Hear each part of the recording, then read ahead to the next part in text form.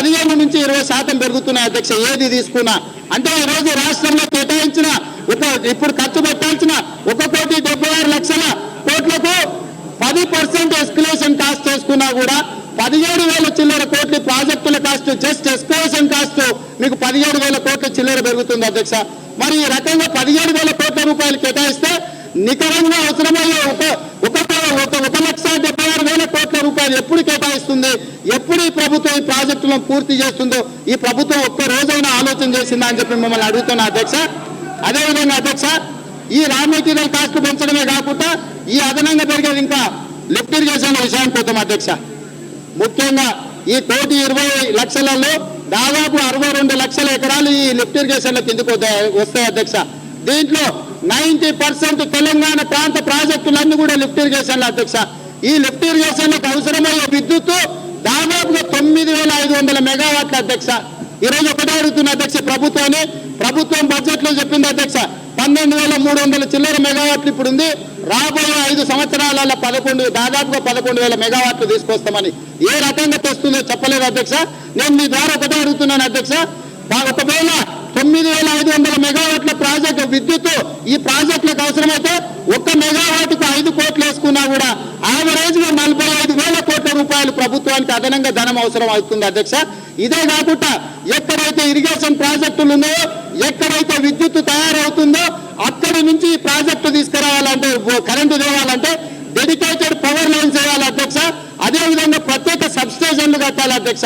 దీనికి ఎంత కాస్ట్ అవుతుందో ప్రభుత్వం ఎప్పుడైనా ఆలోచన చేసిందా అధ్యక్ష? అదే కాకుండా విద్యుత్ శాఖ వేరు, సాగునీటి పారుదల శాఖ వేరు. ఈ ముఖ్యమంత్రి గారు ఏనాడైనా ఈ రెండు శాఖలకు సంబంధించిన మంత్రులను అధికారులను కూర్చోబెట్టి మీరు ఎప్పుడు ప్రాజెక్టులు కడతారు, మీకు ఎప్పుడు విద్యుత్ అవసరం, మీరు విద్యుత్ ప్రాజెక్టులు ఎప్పటిలోగా పూర్తి చేస్తారని చెప్పి జాయింట్ మీటింగ్ ఎప్పుడైనా కన్వే చేసిందా అని చెప్పి మీ ద్వారా ముఖ్యమంత్రి గారిని అడుగుతున్నాను అధ్యక్ష. కాబట్టి ఈ ప్రాజెక్టులకు అవసరమైన విద్యుత్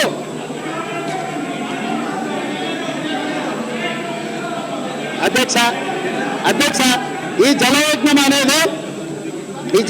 అనేది ప్రజలకు ఉపయోగపడకుండా తెలంగాణ ప్రాంత ప్రజలు ఇక్కడ కష్టాలు పడుతుంటే భూములలో మట్టి తీసి పక్కన పోసి ఆయన నాట్ వెళ్ళింది అధ్యక్ష.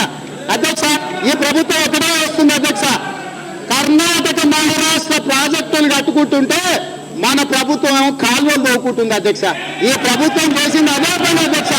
కాబట్టి ఈరోజు ప్రభుత్వం కర్ణాటక మహారాష్ట్ర కట్టుకున్న ప్రాజెక్టులను ఆపి ముఖ్యంగా తెలంగాణ ప్రాంత ప్రజల కన్నీటి కష్టాలను తీర్చాల్సిన బాధ్యత ప్రభుత్వం మీద ఉన్నది అధ్యక్ష. అదేవిధంగా అధ్యక్ష పాలమూరు జిల్లా భీమా ప్రాజెక్ట్ అధ్యక్ష. భీమాకు ఏఐబిపి కింద యాక్సిలరేటెడ్ ఇరిగేషన్ బెనిఫిషియరీ ప్రోగ్రామ్ కింద కేంద్ర ప్రభుత్వం అప్రూవల్ చేసి ఈ సంవత్సరానికి 662 కోట్ల రూపాయలను కేటాయిస్తే అధ్యక్ష. ఈ రాష్ట్ర ప్రభుత్వానికి ఆ నిధులు వచ్చిన తర్వాత ఆ ప్రాజెక్టు సిఈ అకౌంట్ లో డిపాజిట్ చేయాలి అధ్యక్ష. కానీ ప్రభుత్వం పనిచేయలేదు అధ్యక్ష. ఆ నిధులను తీసుకెళ్లి వేరే కావాల్సిన కాంట్రాక్టర్లకు వేరే ప్రాజెక్టులకు నిధులను మళ్లించింది అధ్యక్ష. ఈ రోజు మా జిల్లా ప్రాజెక్టుల మీద ఎందుకు ఇంత నిర్లక్ష్యం అధ్యక్ష? మీ ద్వారా ప్రభుత్వాన్ని అడుగుతున్న అధ్యక్ష. కాబట్టి ఇప్పటికైనా పాలమూరు జిల్లాలో ఉండే భీమా, నెట్టంపాడు, కన్నుకుర్తి ప్రాజెక్టుల నిధులను అన్నిటిని కూడా బిల్లులో అయితే పెండింగ్ కేటాయించి కేంద్ర ప్రభుత్వం ఇచ్చిన నిధులనైనా మాకు వదలండి అని చెప్పి మీ ద్వారా ప్రభుత్వాన్ని అడుగుతున్న అధ్యక్ష. అదేవిధంగా ఈరోజు కృష్ణా వాటర్ ట్రిబ్యునల్ ఉన్నాయి అధ్యక్ష. దాంట్లో కేసాలు అయితే మా జిల్లాకు అదనంగా ఆయకట్టు ఇస్తా అని చెప్పారు అధ్యక్ష. కానీ ఈ ప్రభుత్వాన్ని ఒకటే సూటిగా అడుగుతున్న అధ్యక్ష మీ ద్వారా, ఇక్కడ అడ్వకేట్ జనరల్ గా ఉన్నప్పుడే పదవీ కాలం పూర్తి కాక మొదలే అతన్ని తొలగించి కొత్త అడ్వకేట్ జనరల్ వేసింది అధ్యక్ష ప్రభుత్వం. అదే అడ్వకేట్ తీసుకెళ్లి అంతర్రాష్ట్ర జల వివాదాలకు సంబంధించిన అడ్వకేట్ గా నియమించడంలో ఎంతవరకు ఈ ప్రభుత్వం చిత్తశుద్ధితో అడ్వకేట్ ఆర్గ్యుమెంట్ చేస్తారని నమ్ముతుందో చెప్పాల్సిన బాధ్యత ఉంది అధ్యక్ష. మాకు ఆ డౌట్ క్లారిఫై చేయాల్సిన అవసరం ఉంది అధ్యక్ష. అదేవిధంగా అధ్యక్ష ఈ మధ్యలో మన మంత్రి గారు ఆర్థిక మాన్యం గురించి చెప్తున్నారు అధ్యక్ష. అధ్యక్ష ఆర్థిక మాన్యం ఉంది రాష్ట్రంలో, కానీ బడ్జెట్ ఇచ్చిన తెల్లారి ఇట్లాంటి ఫుల్ పేజ్ ప్రకటనలు రాష్ట్రం ఉన్న అన్ని పత్రికలలో ఫుల్ పేజ్ ప్రకటనలు ఇచ్చారు అధ్యక్ష. ఇంత ఆర్థిక మాంద్యం ఉన్నప్పుడు ఇలాంటి ప్రకటనలు కోట్ల రూపాయలు కేటాయించి ఖర్చు పెట్టి ఈ రకంగా ప్రకటనలు ఇవ్వాల్సిన అవసరం ఉందా అధ్యక్ష? ప్రభుత్వం ఎందుకు ఆలోచన చేయట్లేదు అధ్యక్ష? రాష్ట్రం ఆర్థికంగా ఇబ్బందులలో ఉన్నప్పుడు ప్రభుత్వం ఖర్చు తగ్గించుకోవాలి కానీ అడ్డగోలుగా ఖర్చులు పెంచి కోట్ల రూపాయలు ప్రభుత్వ ప్రకటనలకు ఇచ్చుకోవడం అనేది ఎంతవరకు కరెక్ట్ అని మీ ద్వారా అడుగుతున్నా అధ్యక్ష. ఒకసారి ప్రభుత్వం సావధానంగా గతంలో మా ఆర్థిక మంత్రి గారు మా కౌన్సిల్ ఒక హామీ ఇచ్చారు అధ్యక్ష. రాష్ట్రం అంతా వరదలు వచ్చి కొట్టుకపోతుంటే వర్ణదేవుడికి వందనాలని ఒక ప్రకటన ఇచ్చింది అధ్యక్ష. మేము ఆ రోజు ఆర్థిక మంత్రిని అడిగినాం ఇట్లా ఎట్లిస్తారని. అప్పుడు ఆర్థిక మంత్రి గారు ఆ సభకు హామీ ఇచ్చారు, భవిష్యత్తులో ఎప్పుడు కూడా ఇలాంటి ఆర్థిక ఇబ్బంది అయ్యేది కానీ ఇట్లాంటి ప్రజలకు ఇబ్బంది పెట్టే ప్రకటనలు ఇయ్యనీయమని. ఎందుకు ఈ రోజు ప్రభుత్వం ఆలోచన చేయట్లేదని నేను అడుగుతున్నాను అధ్యక్ష. ఇట్లాంటి ప్రకటనలు ఇచ్చే ముందల అదేవిధంగా అధ్యక్ష రోసయ్య గారు ఈ బడ్జెట్ లో ఒక ప్రసంగం పెట్టింది అధ్యక్ష. ఒక్క లైన్ చదివిస్తున్నాను అధ్యక్ష నేను.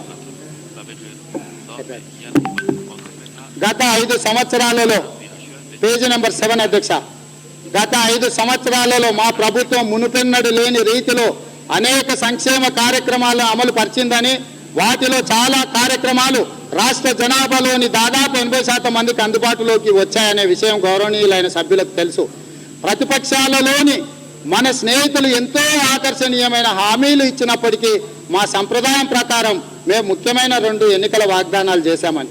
అంటే దీని అర్థం ఏంది అధ్యక్ష? ఆర్థిక మంత్రి గారి ఉద్దేశంలో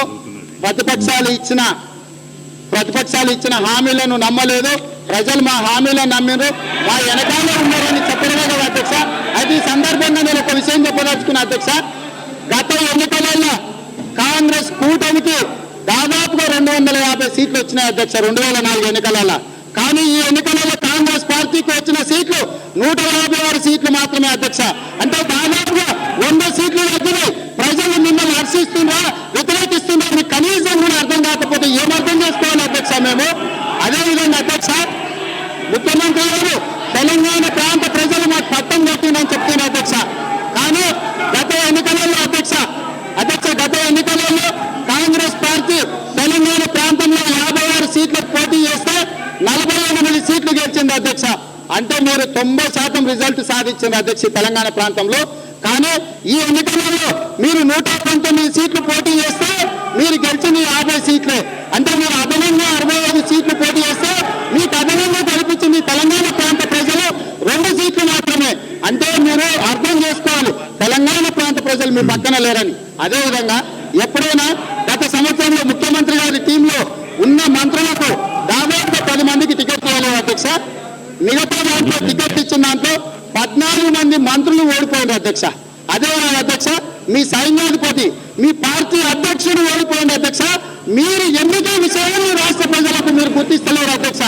మీ అధ్యక్షుడు ఓడిపోయిందంటే యుద్ధంలో సైన్యాధిపతి ఓడిపోయిందంటే ఓటమి చెందినట్టే అధ్యక్ష. నైతికంగా టెక్నికల్ గా మీరు అధికారంలో కూర్చుండొచ్చు కానీ నైతికంగా మీరు ఓటమి చెందినా లేదా అని చెప్పి నేను అడుగుతున్నాను అధ్యక్ష.